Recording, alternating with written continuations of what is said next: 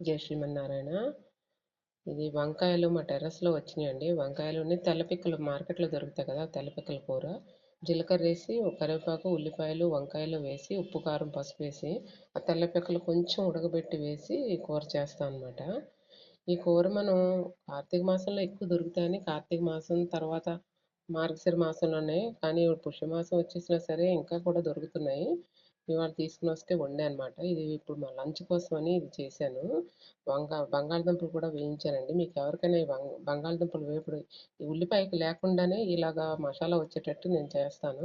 మీకు ఎవరికైనా కావాలంటే నాకు కామెంట్ చేయండి, నేను తప్పకుండా ఆ రెసిపీ మీకు షేర్ చేస్తాను. ఇదిగోండి చూడండి ఎంత బాగుందో బంగాళదుంపల కూర.